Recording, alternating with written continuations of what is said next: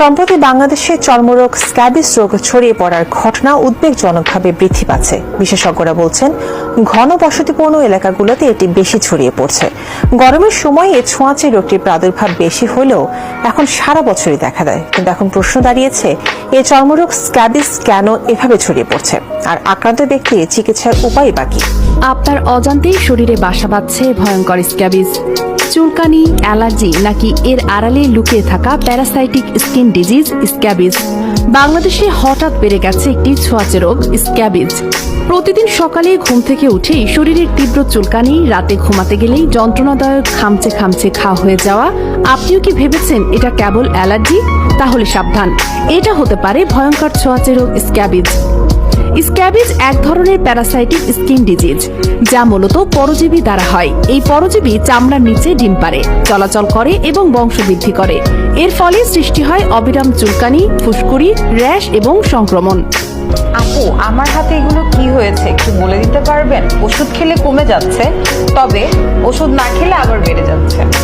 এটি হচ্ছে স্ক্যাবিস রোগের লক্ষণ। তো এটি স্ক্যাবিস রোগ মূলত একটি ছোঁয়াছুঁয়ি রোগ। গামছা, টাওয়েল ইত্যাদির মাধ্যমে এটি ছড়িয়ে থাকে। আক্রান্ত ব্যক্তির টাওয়েল, কাপড় অথবা স্পর্শটি ছড়িয়ে থাকে। এই রোগটি এতটাই ভয়ঙ্কর যে পরিবারের একজনের হলে পরে সকলের ছড়িয়ে যেতে পারে। তাই স্ক্যাবিস রোগ হলে পরিবারের সকলের চিকিৎসা নেওয়া উচিত। আপনি হয়তো ভাবছেন এটি অ্যালার্জি, তাই হয়তো আপনি অ্যান্টিহিস্টামিন খেয়ে বসে আছেন। ভুল ওষুধ খেলে কিডনিও নষ্ট হয়ে যেতে পারে। তাহলে চলেন স্ক্যাবিস রোগের লক্ষণগুলো জেনে নিই। স্ক্যাবিস একটি ছোঁয়াচে প্যারাসাইটিক রোগ।